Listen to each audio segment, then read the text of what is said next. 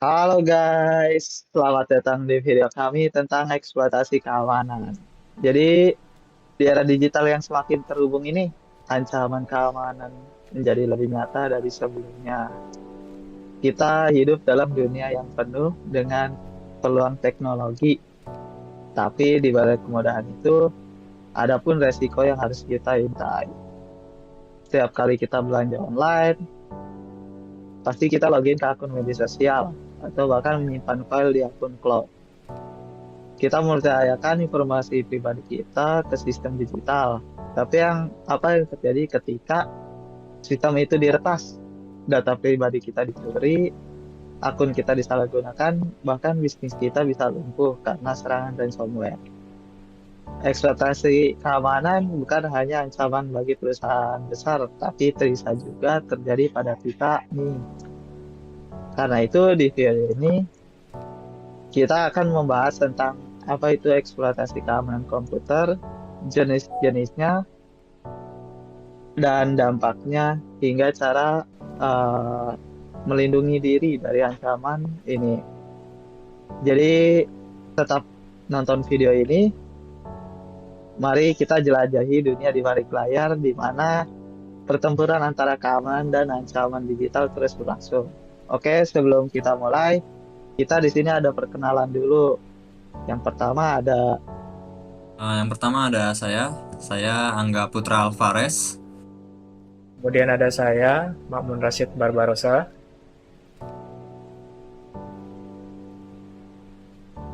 Kemudian Ki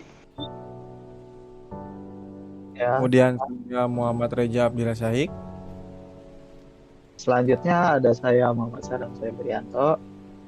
Selanjutnya ada saya Tessa Reniati. Nah, langsung saja kita ke slide selanjutnya, yaitu apa itu eksploitasi keamanan. eksploitasi keamanan adalah proses memanfaatkan kelemahan dalam sistem komputer atau jaringan untuk mendapat akses tanpa izin. Contohnya bisa berupa pencurian data, serangan ransomware, hingga sabotase sistem. Jadi, mengapa topik ini penting nih? Karena eksploitasi keamanan ini kan bisa menyebabkan kerugian besar, baik secara finansial, reputasi, maupun pesanan. Jadi, topik ini sangat penting untuk menarik dibahas. Jadi, pembahasan di video ini nih ada jenis-jenis eksploitasi, terus dampak dari eksploitasi keamanan komputer, contoh kasus nyatanya, dan cara pencegahannya. Mari kita mulai dari jenis-jenis keamanan komputer.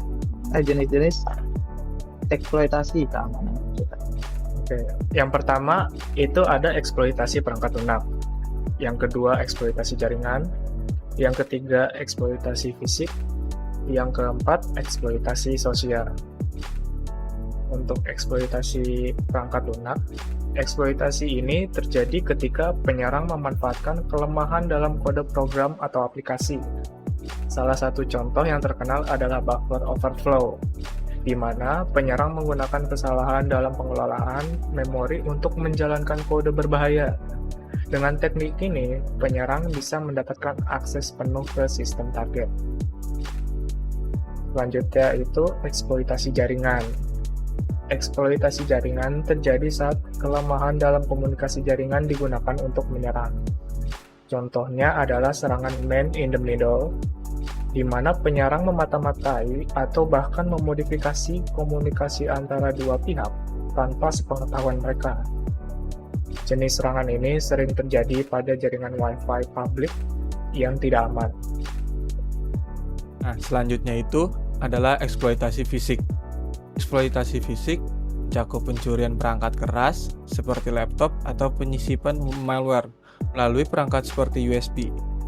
Jenis eksploitasi ini seringkali mengandalkan akses langsung ke perangkat korban.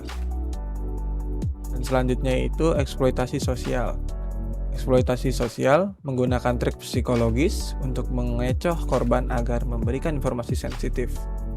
Contohnya itu adalah serangan phishing, di mana Penyerang mengirimkan email atau pesan palsu, tampak resmi untuk mendapatkan informasi seperti password atau data kartu kredit. Oke, yang selanjutnya ada dampak dari eksploitasi keamanan. Pada poin pertama yaitu adalah kehilangan data dan informasi. Karena memang serangan cyber seperti malware, ransomware, dan serangan peretas dapat mengakibatkan kehilangan atau pencurian data dan informasi sensitif. Hal ini dapat merugikan perusahaan, individu, dan bahkan pemerintah dengan mengakibatkan kerugian finansial, reputasi yang rusak, dan bahkan potensi risiko keamanan nasional. Lalu pada poin yang kedua yaitu rusaknya reputasi. Serangan seperti pencurian data pelanggan atau kebocoran informasi pribadi dapat merusak reputasi perusahaan atau individu. Hal ini dapat mengurangi kepercayaan pelanggan, mitra bisnis, dan masyarakat umum terhadap entitas yang terkena dampak. Lalu pada poin yang ketiga yaitu ancaman terhadap privasi. Serangan phishing dan peretasan akun dapat mengakibatkan pelanggaran privasi dan pencurian identitas. Data pribadi yang dicuri dapat dieksploitasi untuk kepentingan kriminal, menciptakan risiko keuangan, dan bahkan merusak integritas seseorang. Selanjutnya itu poin keempat, yaitu kerugian finansial. Biaya yang terkait dengan tanggapan terhadap serangan, pemulihan data, perbaikan sistem yang terkena dampak dapat menyebabkan kerugian finansial yang signifikan. Selanjutnya itu poin kelima, gangguan layanan. Serangan cyber dapat menyebabkan layanan online menjadi tidak tersedia atau berkinerja buruk, mengakibatkan gangguan pada bisnis, institusi, dan infrastruktur penting. Ini dapat mengganggu produktivitas dan menghambat layanan publik. Selanjutnya yang keenam yaitu gangguan bisnis. Gangguan layanan, kehilangan data, atau pemulihan sistem setelah serangan cyber dapat mengakibatkan gangguan operasional yang signifikan bagi bisnis, menggunakan produktivitas dan pendapatan. Nah, selanjutnya ini ada contoh kasus nyatanya. Yang pertama itu ada kasus nyata dari kasus ransomware WannaCry pada tanggal 12 Mei 2017. Ada beberapa rumah sakit di Indonesia nih. Contohnya Rumah Sakit Darmais dan Rumah Sakit Harapan Cita. Ini terjadi menyebabkan beberapa gangguan yang signifikan pada pelayanan kesehatan, termasuk penundaan dalam penjadwalan pasien dan kesulitan akses rekam medis yang menjadi terganggu, lalu terganggunya operasional rumah sakit juga. Jadi para petugas IT rumah sakit sudah berupaya melakukan mitigasi dan pemulihan, sementara Badan Cyber dan Sandi Negara BSSN mengeluarkan peringatan dan rekomendasi untuk perbarui sistem keamanan guna mencegah serangan lebih lanjut. Selanjutnya ada kasus nyata dari kebocoran data Tokopedia. Pada Mei 2020, salah satu platform e-commerce terbesar di Indonesia mengalami kebocoran data yang signifikan, di mana informasi pribadi sekitar 91 juta akun itu terancam bocor, yang mencangkup nama, alamat email, nomor telepon, dan kata sandi yang terenkripsi, yang kemudian muncul di forum dark web yang memicu kekhawatiran dan akan potensi penipuan dan pencurian identitas, serta mendorong perusahaan untuk segera meningkatkan langkah-langkah keamanan untuk mendorong pengguna untuk mengganti kata sandi dan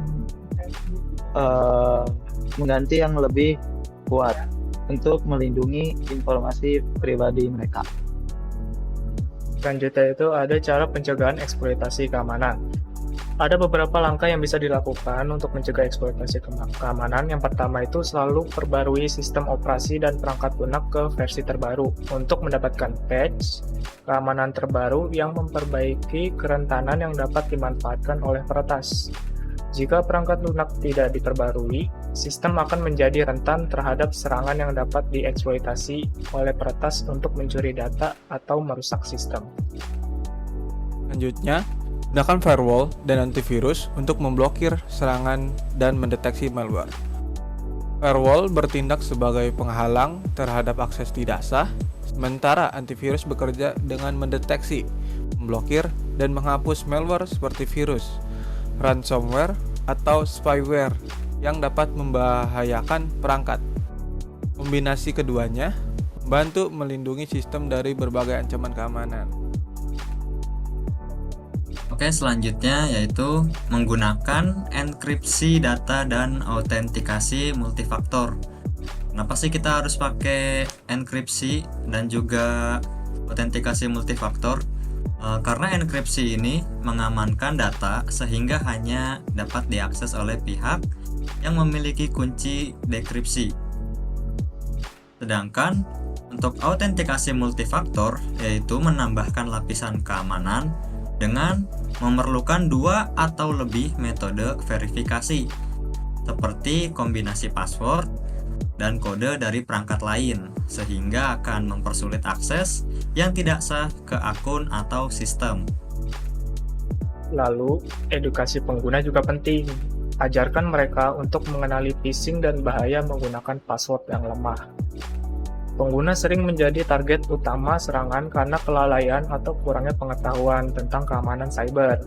Memberikan edukasi kepada pengguna untuk mengenali ancaman seperti phishing dan pentingnya menggunakan password yang kompleks dan tidak mudah, membantu mencegah pelanggaran keamanan. Yang terakhir adalah lakukan pengujian keamanan seperti pentest untuk memastikan tidak ada kelemahan dalam sistem kamu. Pengujian penetrasi atau pentest adalah simulasi serangan oleh ahli keamanan untuk mengidentifikasi kelemahan dalam sistem. Pengujian ini memungkinkan perusahaan atau individu untuk memperbaiki celah keamanan sebelum ditemukan oleh pihak yang berniat jahat. Pentest juga membantu mengevaluasi apakah langkah-langkah keamanan yang ada sudah cukup efektif atau perlu ditingkatkan kembali. Nah, di sini kita akan mensimulasikan cara kerja virus malware. Nah, di sini tuh ada nama filenya. Jadi pastiin nama filenya yang buat di-clone tuh atau buat dijalankan tuh sama. Habis itu di sini ada untuk counternya. Di sini kita mulai dari 1 untuk counternya.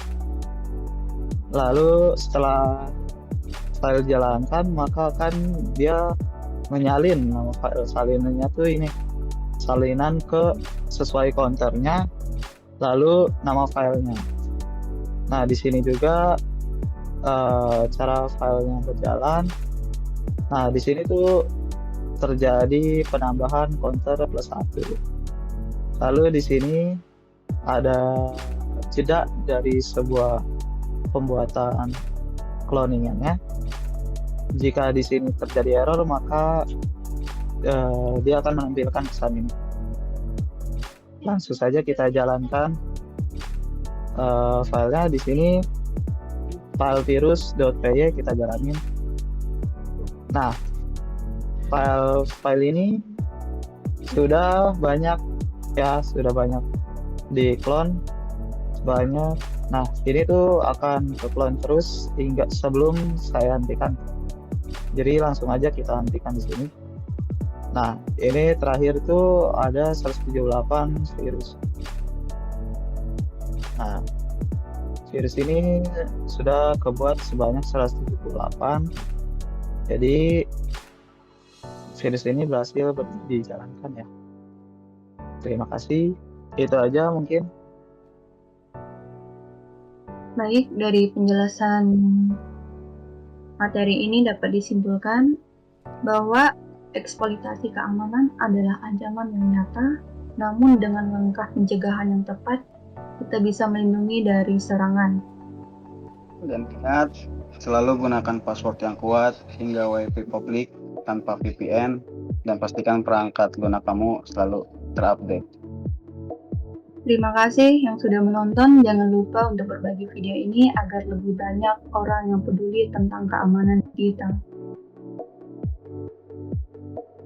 Oke, cukup sekian mungkin dari penjelasan kita.